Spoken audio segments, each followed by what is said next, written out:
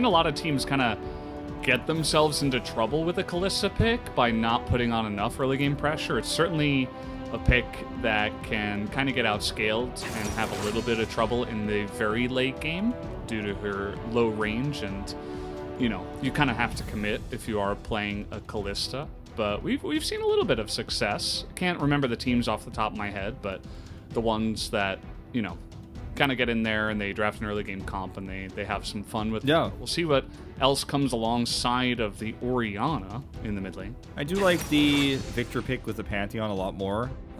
You don't have to put all the focus in the mid lane with this one, but you feel very safe as the Victor with the Pantheon there, and it does give you options for an aggressive bot lane to this Kalista if that's where you want to go with, and they're going to actually save those counter picks for the last part of the draft. If they grab this Gnar here, it's also been a, you know, pretty safe pick in general, like into, you know, even blind into something like the Camille we saw last game. But I wonder if T1 will just simply ban away the Thresh or the Aphelios, and then you start to wonder as we'll see another red-sided ear. Okay. But I wonder if Aphelios is banned, where does Leo go here into this Kalista? Because there's very few options left in terms of the tier list. Yeah, no, it's certainly a very obvious point here that Liiv Sandbox are going to have to wrestle with. There are a lot of AD carry picks, but there aren't a lot of high tier AD carry picks. And then you have to go into, you know, what does Leo's champion pool look like? Like, what is he confident on? So, I mean, we'll see. I mean, they're going to ban away the Alistair for now. He's only played 4 champions this season. One of those is Misfortune. But I don't think that's the route they wanted, the path they want to walk here. So we see the Camille ban coming through. I like that, actually. I wonder if T1 will just ban the Thresh here instead of actually the Aphelios. It's another way of banning it. It also says, like, oh, are you going to try to play a really unsafe Aphelios here? Good luck with that, which has been very unsuccessful. I think there's only been one win this whole season with an Aphelios that was played without a Thresh pairing. You could ban something else and then pick Thresh for yourself as well. The Kalista Thresh combo is also very strong. They're going to ban Yeah. And I wouldn't be surprised. I mean, you could go for other stuff too. I mean, the Nautilus is still available, so... I'm sorry. But maybe, you know, in that lane that you were talking about, maybe you do just take away the Thresh so that Aphelios Thresh isn't an option. I'm starting to really like your reasoning on this too, because now they get 2 of Effort's champions away on top of the Thresh that they can then pick away. And it seems like a really fantastic answer here. I like the Gangplank bans, 2 great answers to Gnar, the Camille, and the Gangplank. Historically speaking, although Gnar is starting to get the better of that Camille matchup for sure.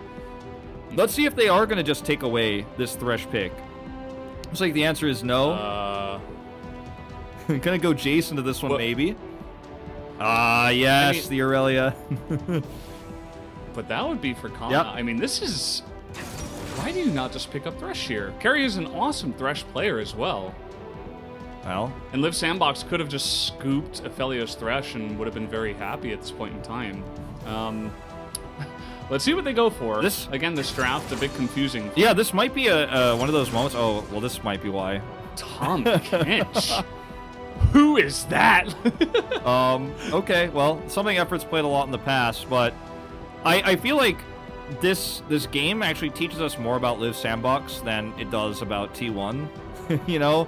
Like, almost every other team would have Aphelios Thresh tier given this situation. But T1 is like, no, Leo, it's not in his wheelhouse. He doesn't like to play that champion. He hasn't played it yet this season. Okay. Well, that's maybe why also what's going on Thresh. Here? Is this a real game of LCK, or is this a draft bug? And Nico, I did not expect to see that ever. So, okay. Well, this bottom lane is going to be very interesting. We're going to learn a lot about the power levels of these champs right now. I don't even know what to say. I mean, this is just... Obviously, you see Tom Kench. The value of pick supports like a Thresh or a Nautilus or something like that, they go down, right? But you're still going to have value in that pick in team fights where you're looking to engage onto a Victor and a Jhin. Yeah. You know, or even a Tom Kench, right? We've seen that many times before. You still can go for it, but... Nico, you know, a ranged support, if you can even call her that, can put on pressure in the lane. and I suppose that's what they're going for. But again, you're gonna have like a little bit of less power with the Fate's Call. Yeah. It's just a very outlandish pick here. It doesn't synergize with the Fate's Call. It definitely can set you up for a snowball against you if you end up falling behind as well. And yeah, some of the late game engage she's gonna have, or mid to late game engage, is pretty solid. But I would have rather even seen a Seraphine here. If you want to take this route, if you want to have a more aggressive, Enchantress support in the bot lane, why not go for the Seraphine? Why not actually try to control the lane and dominate it that way? Rather than something that's really outside the box. I think we're going to learn a lot here in this bot lane about this Nico pick, how it interacts. Maybe it's even going to be something that we found pros to use against Tahm Kench specifically. Feels like that might be the best way to describe it right now. We'll have to see how it shakes up. For sure. Well, this is going to be interesting regardless. We're hopping onto the Rift here for game number 2. And this time T1 on the red side, Liiv Sandbox on blue. And yeah, I think you might be going along the right path, right? The Nico, you throw her in, or she goes in by herself. You can immediately Fate's Call her out. You get a lot of value from the Pop Blossom. And it's kind of along the lines of, old Kennen support, old, that kind of like relatively squishy, but you've got range and great engage. That kind of line. It's just something that, it was just so off the map that it like really caught us off guard. So thinking about it, it's like, okay, we see what you're thinking. And especially in that lane, you were talking about maybe specifically against Tahm Kench. Well, the way her root works is like if you hit multiple members, then, it powers it up and the root lasts for longer. So maybe like as the Tahm Kench spits out the AD carry, you look for the empowered root onto the AD carry. That would be very, very meta. Maybe very 5-head, if you will. Very Keria-esque. Feels like a Keria thing to do. Very smart player. Yeah, and I think that there's a lot of ways to, interact with the comp that they're running with the Pop Blossom as well. Like, Pop Blossom into Vanguard's Edge, and then you have the Shockwave that can set even up the Pop Blossom before that even happens. It's like kind of some wombo combos you can do in these team fights. But, again, just unproven at the moment. So, I'm excited to see how it turns out, because I'm liking more and more Enchantress, AP supports, less so than just, the more meta, non-stop Alistair, Leona, etc., that we're seeing. It's definitely a little bit more variety. And we get to see the Tahm Kench as well. First time here in the LCK this season. Yeah, I'm sure everybody's really hyped about Tahm Kench's return to the LCK. He's back. Welcome back. An old friend, if you can call him that. Little fishy. Yeah. It's cool in terms of like map control as the game comes along. And of course, into a Kalista, it's a pick we used to see all the time. It's just, it really feels like both coaches really dug deep into their bag of tricks here. And that's pretty cool to see, at the end of the day. Definitely very off meta, not what we expected, but I love how, that was unfortunate from Kana. But I just love the way that the draft kind of fleshed itself out. I feel like this would be something we would expect in like a game 4 of a best of 5 or something. Yeah. But like to pull it out here in game 2 is pretty cool. Yeah, I mean the draft got a little bit weird with all the bans we had on Marksman. As you're going to see Croco kind of caught in an awkward spot here, and Fate can't he's save just him. Dead. Oh, Cuz will go over the wall. Okay, he was just waiting for the stun. First blood very easily. Croco in a really awkward spot. And the Udyr just looks like the most genius pick into the Pantheon, especially after that line of play. Well, yeah. Just able to shut him down real quick. I mean, if you're able to make plays like this in the early part of the game with the Udyr, then you wonder why they picked the Pantheon first. Like, I feel like that first ban, or that first rotation ban onto the Kai'Sa was, again, so intelligent from T1, because they get to control the entire space, or rather the entire like molding of this draft. Like, they got so much flexibility in that early on, and then we had so many bans on Marksman that, Teddy ended up picking up the Kalista, and the Tahm Kench pick here might have been something that Liiv Sandbox was hoping for and saving for in a situation like this to pair with the Jhin, and then now Keria has the answer to this as well. It seems like, right? We'll have to wait and see and figure this one out as we go, but yeah. It feels like in some ways this draft is genius from T1, but we'll have to wait for the results before we know if that's true or not. Croco is in trouble. Yeah. I think the second you see it, Udyr, you just run away. Especially because you've already died. Like, you gotta kind of seed the jungle over to Udyr. We'll see how aggressive Cuz gets going, because effort rotating up, he will have to respect that and does back away. But really making his presence well known and saying, I am in control of this jungle right now. Yeah, and he clears super fast. So this is something that I was about to touch on as well, as Teddy's win rate on this champion. 30 and 11. He's played it 41 times. But yeah, when you can clear so quickly, like Puz can, why not be hyper-aggressive as, wow, Effort has taken a ton of damage. Why not be hyper-aggressive in Croco's jungle, look for maybe even a second pick onto him, force the support of the bot lane to actually come and help out, and then just rush back over, take your jungle camps because you clear so quickly anyways.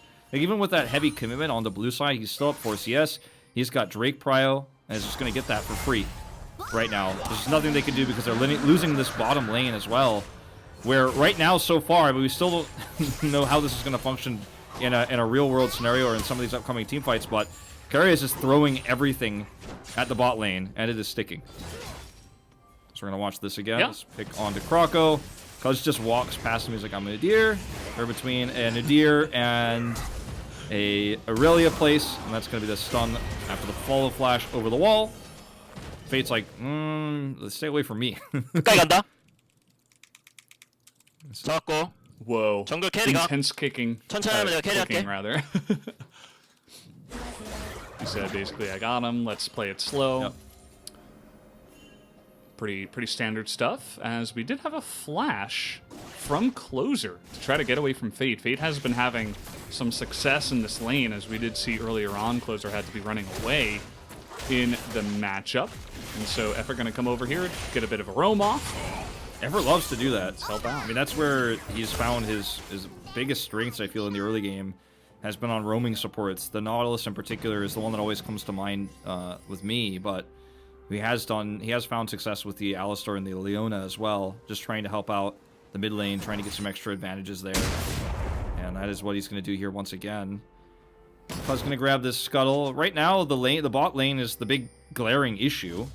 So we see some Tahm Kench stats, like right as I was going to actually say the CS difference. I think it's about 15 the lead right now for Teddy, if I remember correctly, before the Tahm Kench total pops up. It's actually 20, in fact, the lead at the moment. So this is where things are not going well with this Tahm Kench pick so far. Yeah, and this is the thing, you know, in the past, we always used to see Tahm Kench over and over and over again. We're going to have a one-on-one here. We got Pantheon coming up to the top side, but Kana looking to turn it around. The Gnar ultimate does come out. The damage should be good enough, but Summit has to flash away. And that will be enough to get out of harm's way, and no triumph there for the Aurelia, as that will be, you know, it was close, but at least they do get that kill onto the Aurelia. It's huge. And pick up that kill. Yeah, it's huge that they get the kill onto Aurelia, because she was starting to really take over the lane. Kana was having a great time. It's actually going much better, in fact, than what we saw previously, as we're actually going to see a dive here in the bot side to try to trade this back. This bottom lane is just a disaster right now for the Sandbox. Effort is just dead. There is no hope for him, even under the turret, the second turret in the bottom lane. And, well, this is just hilarious. Gonna try to do some follow-up damage. I think he did about 57 damage there, maybe? Something like that. If I were him, I would have just been shooting for the minions, but maybe he was actually trying to and they were blocking it. Either way, that bottom lane for the side of Liiv Sandbox is not going well. I mean, T1 look like geniuses at the moment. Not going well is a polite way of putting it. And so far, I mean, we haven't seen, I mean, this has been, so once again, we're going to see a tussle here. This time, Closer trying to get the better end of it. We haven't seen what it's going to look like post 6, because, you know, Effort hasn't hit that yet and did get picked, but, like, this is a 30 CS lead now, and Effort is, where is he? What is going on? What? I think he was trying to stop the backs, because Teddy has so much gold right now, and he was probably backing under turret, and he assumed that Keria went back. That's just, that's just a pretty bad look. can't happen. Not gonna feel good about that bottom lane. And this was this is a second kill after the first traded kill where, you know, they got a pick onto Kana, right? And they had the jungle top, so they traded it for 1-for-1. Even after Kana forced Summit to flash, so they actually flashed for flash, so it's actually not that bad. As we're actually gonna watch this again. Kana gets the stun, and then you see the Pantheon ult come through. The Vanguard's edge is nice, but it's just not enough. It's really nicely played here by Summit. Flash away there and does get away. Croco helps finish the kill, but it has to be a flash for a flash, and then they trade a kill here down in the bottom side. So the flash of the flash and the trade here, it feels like, okay, well, T1's starting to get a bit of an edge here. And then somehow, which we'll probably see right after this, Effort dies a second time. Again, you're probably right on the money in terms of trying to stop him from backing. But, yeah, that's exactly what happened. Keria hides, and then he sees it. Effort's moving up, and it's like, you're level 5, buddy. If Keria's still there, you're just dead. Yeah, and this time Keria was there, so you're dead. He has ult. You know, he's level 6, so it's just easy to make sure that that is 100% a kill. Nice dodge here. Pretty sexy. Yep. Stacking up with the Conqueror. Nicely done. But, yeah, I mean, the bottom lane, right, the idea was there. And kind of the point I was trying to make earlier is, like, Tom Kench used to be out here all the time, and he never got punished. And it used to drive our analysts here crazy in the LCK. And now he's brought out in 2021, and T1 are like, nope. I mean, look at this. We have evolved. You can't just dive in. They're just going to dive the turret. The Tom Kench is easily dead. I mean, there's no way you're getting away. Against the Kalista, takes, like... yeah, takes a little bit too much damage, but that's okay. I mean, they're not done. Gonna pull him back, and Leo's dead too. There's just, you're not getting out of this. Well, actually, I think he's still dead, but doesn't flash. I think he should have just flashed and taken the kill, but yeah, they're just gonna wait and give this one to Teddy. Just making sure Teddy can carry again. Meanwhile, Kana 1v3 having a decent time up here, buying time. Yeah, he's also dead. Okay, well, Closer tries to help out there a little bit late, but not gonna get there on time. As they might even look, you know, they're really looking for value. Yeah. They're trying to catch up here as much as possible. I mean, they so have if they to. could get this kill, it would be nice, but they don't have minions, so they can't really force the issue here. And Closer has ult, they know that. So if they actually commit in, Closer has flash and ult, so it's just probably not going to happen. Not at least until that minion wave goes through. But meanwhile, Teddy's going to get the last plate and the turret. As we see a teleport here into the mid lane from Kana. Just going to kind of swap roles here for a second. Prevent them from getting too many plates.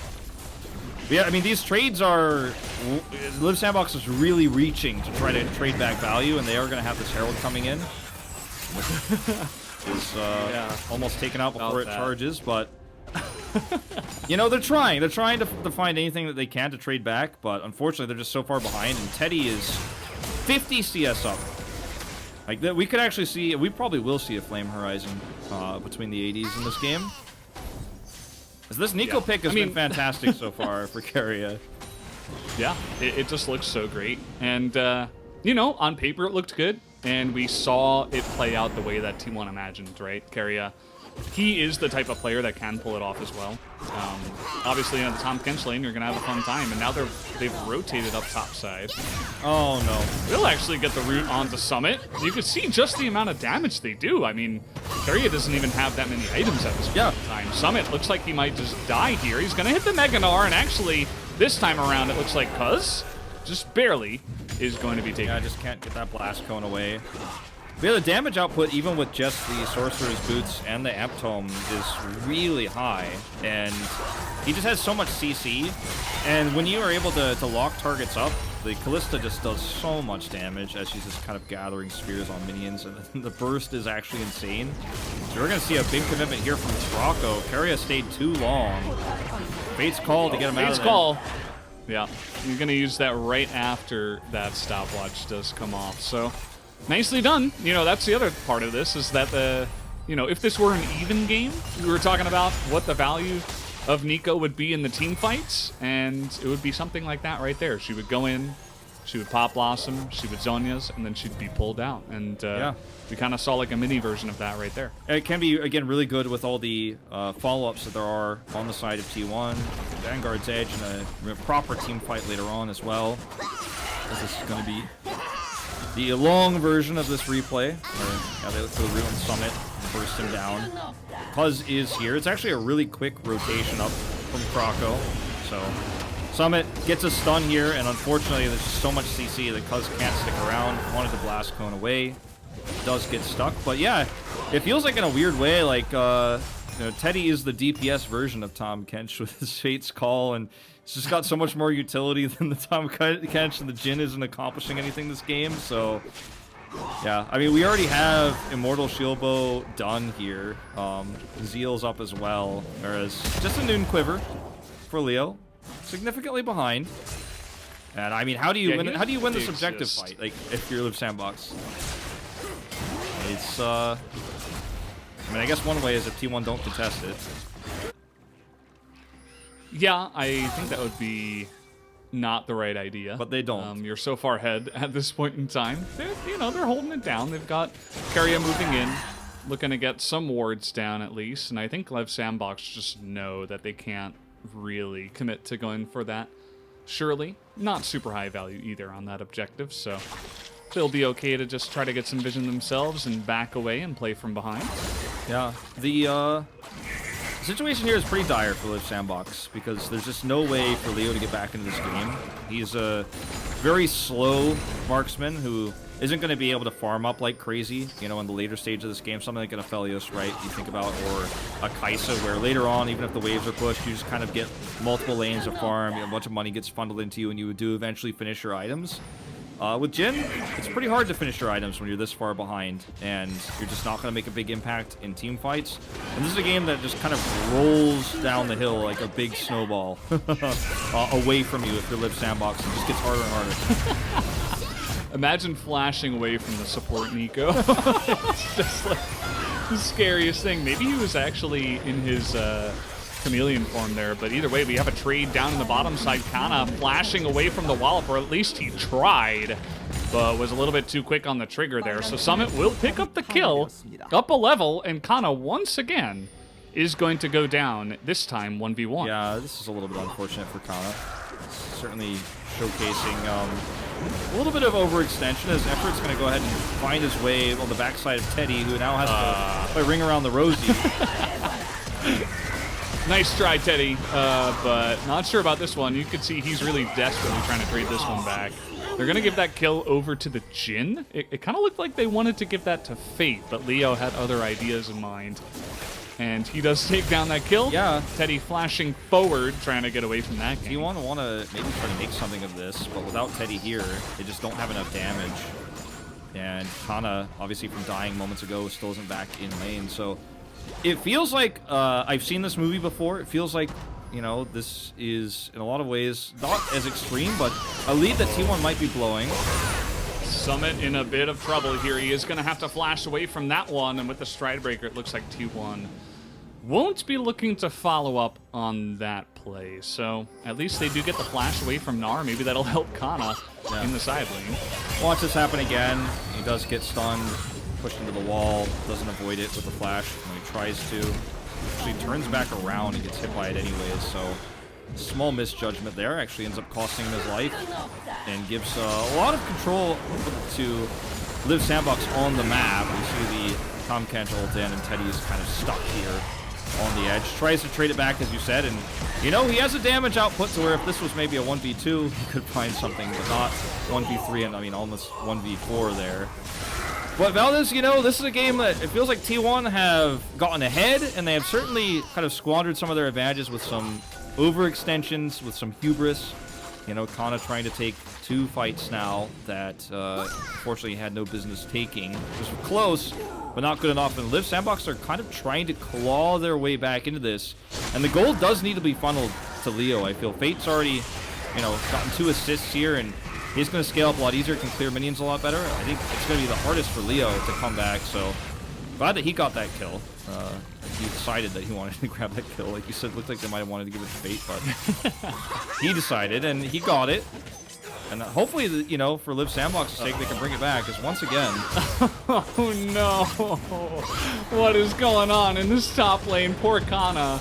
He's desperately trying to get something going, but he keeps getting caught. And there's just no way for him to get out of here, as now the Nico's got to get in there with a Pop Blossom. Leo is going to have to flash away as Closer just barely Gonna get away from that one, but does get sniped from range. And at the end of the day now, Krako and Effort trying to move forward, but they are not gonna be able to get much. So many low health bars here, and now Cuz is just going man mode onto so many members of Liiv Sandbox. He gets a double kill, and Leo just stoned out for a little bit too long. Summit desperately trying to play carry here in this game, as Teddy not able to take out his AD carry opponent, as at the end of the day, it's going to be a kill onto the Jhin, or the Nico. That was actually pretty overzealous from T1 to think they could turn that one around. I mean, Cuz getting the first kill is fine, but trying to actually win this really crazy skirmish is going to always go... it's definitely not going to go in your favor the longer that fight goes on, because it's only mini stuns really that you're put off. Is Kana just completely whiffs everything here, and is also just too far behind, gets stunned into the wall. This is a really nice start here for T1, as, you know, like you said, goes man mode into this fight. Cuz does in the back parts of it. Fate is pushed away, and like they do end up getting good kills here, but you know, he survives here, and then now is the time where you think, okay, it's time to leave, but they actually try to turn this around. As meanwhile in live, something almost critical happens around the pit. I was watching that to make sure nothing happens, but you know, we've already seen this just moments ago, and Teddy just overextends here. Like, there's no reason to try to force this. And once again, T1 just kind of playing this scrappy game that they don't need to play. I was wondering how Nico died on the backside of that. I didn't see the grenade, as Carry is going to be cursing Cuz for that one. He was definitely getting away, but Cuz just decided he would like to kill a support. He's like, sorry, bro. You've got to go down. You've been having too clean of a game so far, Carria. And, yeah, you know, this is a pretty interesting spot. I'm glad you mentioned it, Wolf, because we were kind of just, like, singing the praises of T1 and things were going very well, but they have a side lane that has just been a disaster. And now that another die that's not going so well, as Cuz is going to move forward. And again, this is directly into Jhin Victor. So you're going to have a ton of damage straight in your face if you're just running in, so you got to be careful. As T1 now on the run, as it looks like at least they will dodge that fourth shot. But now Liiv Sandbox on the Dragon. Fate in no man's land is going to have to flash away from that one. Yeah. And Cuz and crew are now going to actually try to... Well, it looks like they were going to try to grab Summit here, potentially, but I think he wants to grab them. He's at the front here, and T1 need to be careful about going into this choke point once again, where there's so much CC, there's so much frontline to actually make sure that Victor, Fate in this case, can actually do tons of damage. T1 actually now starting to lose a lot of health. As Kana's looking for the flank. Go. The flank, and there it is. Pantheon getting in. Kana with that big flank that you did mention. Krako totally isolated, and Kana's actually getting a decent amount of work done here. He's even going to survive at the end of it. We got the Pop Blossom coming in from Carria, and he is pretty low, but Summit can't do it all alone. This is the problem. He's going to get the one. Now he's desperately trying to get on top of actually the Callista here, and he is going to take out another one. Can Summit actually do it alone? Maybe I'm going to be eating my words here, as he's even going to survive on the back of that fight somehow, some way. But at the end of the day, T1's still taking a big win in that fight. They get the Ocean Drake, and they will move ahead. It's the Ocean Soul as well, yeah. And they move ahead here, but you can see there are certainly holes, there are certainly gaps in the way that T1's composition fights, especially when you see a Nico ulting and stopwatching, or Zonius in this case, now that it's finished. Zoniusing on one side, but then Teddy is not able to get into position to do maximum damage, and it's like Teddy alone is trying to carry a lot of these fights, but he's getting zoned out, and Summit has just gotten so big that there's just a lot of ways, I feel like, for Liiv Sandbox to come back in this game, in these extended fights. I mean, Fate does a ton of damage, Carria ults in, but there's nobody there, and Teddy's like alone here on the front of the fight, gets a kill, Effort's walking away, and now he's kind of stuck, right? He's caught here, and this fight should not have been as close as it turned out to be, as Summit is just playing out of his mind this game, and since he's got such a huge lead, he can really make these big plays and try to turn this back as even as possible for Liiv Sandbox. Yeah, you know that saying where, like, you know, too much of anything is bad. Yeah. Like, too much of a good thing can be bad. It's like there was so much focus on the bottom lane for the side of T1. They were demolishing it. They're so far ahead. You can't take that away from them. But kind of, you know, on the other side, I feel like Liiv Sandbox, they made the most of it. They're like, well, our bottom lane is done. We can't do anything about it. Let's try to bully Kana and see what comes of it. And now we have a 4-0-4 super fed Gnar. Yeah. So there is a chance. You know, T1's still in the lead. They have Ocean Soul. They're in a great spot. Not taking that away from them. But let's see what Liiv Sandbox can do. They're playing pretty with kind of like reckless abandon. Yeah. You know, they know they're kind of in an awkward spot in this game. But we'll see what they can do. Don't have an amazing front line, actually. You know, T1 don't. And they don't have great peel. They have really nice engage. They need to win the fight very quickly. All right, well, the ball carrier getting a lot of work done there, but they can't get the damage on the Croco, and now Cuz is all alone. He is going to be able to walk out of that one, thankfully. And with the Ocean Soul, if you take trades like that and you don't die, it's not going to be bad, I suppose. It's not over, now they're a little bit zoned away, as here we do have the Jhin ultimate coming out here. Cuz trying to tank up as much of that as possible, and T1 will regain position here in the mid lane. Look at where, you know, how these fights are going. If T1 can't actually win the fight in the initiation, they're really struggling to close them out. Here's a flank from Cuz. Okay, trying to get on in there, and they do get the knock-up onto the Victor. They would love to take away Fate, but that is a really nice devour. Fate will live, but effort might pay the price in the front line. He's just on the run here. Kana with no ultimate. He's just going to get exhausted. Not even able to take out Croco, and he will go down. Moving a little bit too far forward, and Summit is so massive at this point in time. Nearly able to take out Cuz, but will have to back away. I think there's a really good chance that Liiv Sandbox come back in this game. The team fights are starting to look more and more winnable. They're starting to actually survive these engages. That was an amazing devour from effort. And then you just see that T1 actually continue to chase. They really struggle against the damage output, and they don't have enough range to actually continue to secure those kills. There's the amazing devour there against the ultimate coming out from Keria. And as everybody backs away here for Liiv Sandbox, there's a stun placed down. And look at Fate do so much damage with the Death Ray. See you later, Aurelia. Kana goes down. Cuz is forced back, and Liiv Sandbox, they're still behind, and a lot of these champions, right, are behind in items, especially still Leo. He does have his collector now and his rapid fire cannon online. In fact, he's kind of caught up in terms of the items now with 5, 2, and 3. But like the gap is closing in these fights, and it feels like Liiv Sandbox have a much more well-rounded composition to fight front to back. Yeah, you know, I do agree with you both, and this is something I was talking about in Pick Down as well for the Kalista, right? She's very fed. She's in a great spot here. She doesn't have a tank support, so you're not going to have a massive front line, and she has that range problem as the game goes on. So who's, you know, we don't know. Like, in the late game, we might just see Victor and Jhin just one-shot the Kalista. That is still an option, and Liiv Sandbox, the later this game goes, they're going to be feeling better and better, especially because Kana is not much of a factor right now. Like, if he was really fed and he was like a scaling Aurelia and Gnar couldn't really deal with it, I think T1 they'd probably just win the game. Like, I think that extra pressure would just help them push it, but because that top side of the map also didn't go so well, and now the game is extending to a really awkward spot for T1's composition, they might be in a bit of trouble. I'm curious to see how they navigate their way out of this. Well, it's hard because you can't side lane as Kana safely anymore. You know, you're not going to be able to put that sort of pressure on. You know, like we saw Kana do, obviously, last game on the Camille, where he forced a lot of backs from Liiv Sandbox, forced a lot of reaction, was able to threaten killing the Nexus, where, I mean, we're still... Turrets abound for Liiv Sandbox in this almost 30-minute game. Like, there's not been that much turret clearing for T1. In fact, they're behind in that regard. They have really strong initiation, right? But if they don't get a kill immediately, it feels like, I mean, it's a very cookie-cutter initiation, too, where we just see Keria jump in, go for his Pop Blossom, Zhonya's, and then if T1 get a kill or two, they win the fight. Otherwise, Liiv Sandbox kite back, and the Victor damage starts to add up. And this has happened several times now, and it was going T1's way at the beginning, but now... Starting to feel like Liiv Sandbox have really got their number here.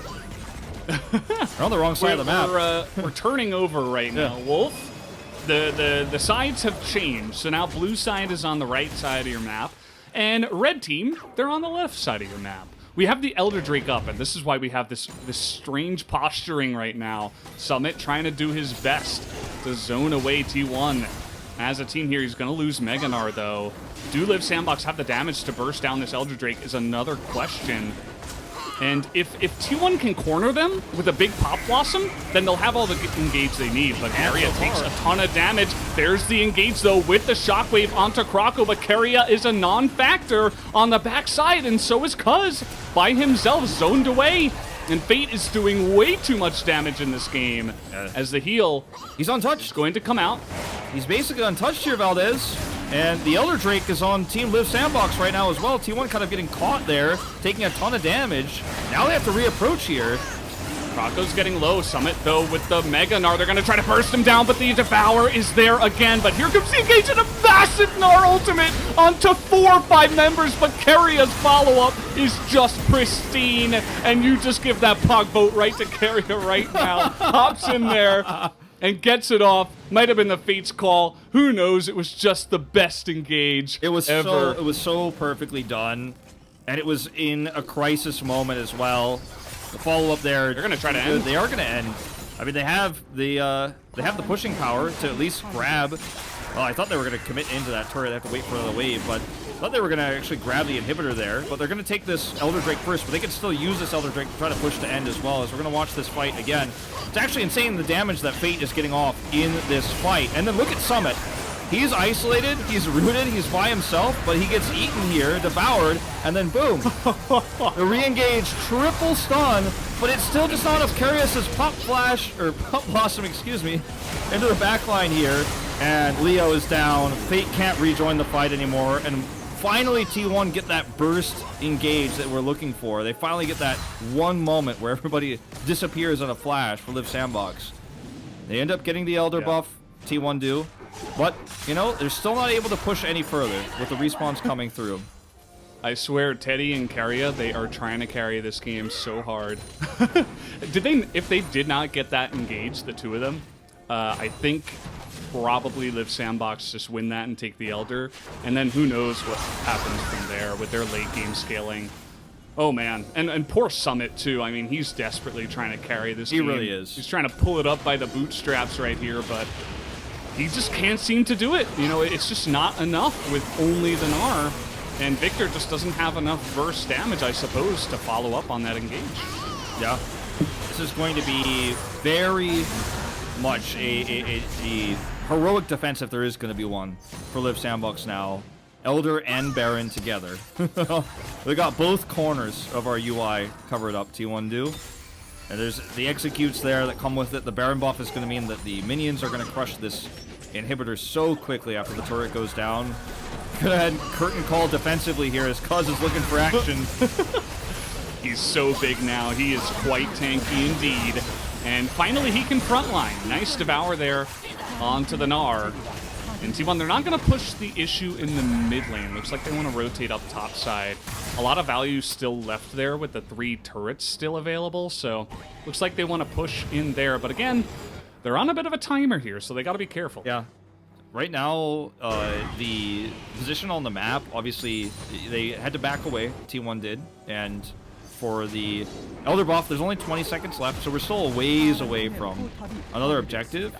And they don't have enough vision, they don't have enough information, Liiv Sandbox don't, about where anybody is. I mean, they can see 4 members here, but they don't know where the rotation is from Closer. It looked like they were trying to catch a rotation there, maybe catch him side laning, but he just simply is rotating safely towards where the rest of the team is. So there's no pick potential here for Liiv Sandbox. They wanted it so badly. Just gonna have to take a defensive fight. Teddy, what's going on here? He doesn't have a Devour on his side, but was it a bait? Summit does it again, and they take out Teddy. But the follow-up from T1 is pretty good. They've got Kana in the back line, and it looks like Leo is going to go down as well. T1, it's not pretty, but it looks like it's going to get the job done. They're going to push in for the ace, and they will take this game. Liiv Sandbox pitting up a great fight here in this best of 3. 2 amazing games that went late game, where T1 did struggle to finish after having a massive lead in both games 1 and 2. They close it out here cleanly in this second game here after taking every single objective on the map. But boy, did Liiv Sandbox put up a fight. Summit winning lane super hard, getting 4 kills early and having such heroic attempts to try to set up for big stuns in these fights to give enough time for Fate to do the damage they needed. Leo, unfortunately, mostly a non-factor in this game, and the Tom catch pick, you know, wasn't really straight hard countered by the Nico. Not really, but the Nico gave them so much lane presence that it was an insane 50 CS lead early on for the bot side of T1. They took that advantage into a very clean set of Drake fights, and things started to look a little shaky as the game went on, but I think that's mostly just an issue of the composition more than an issue of T1's play in this second game. It's much harder, obviously, when you don't have a tank line for your low-range Kalista, but they're still able to close it out in the end. They don't look too happy about this win. I think it was definitely not as dominant as T1 fans expected, but hey, it's their first 2-0 of the season. They've gone 1-0 and so many only to lose it with the reverse sweep. So T1 closed this one out, and they've got another easy opponent, arguably, in Afrika later on this week. So this could be the beginning of a bounce back for one of the most famous Korean squads in League of Legends.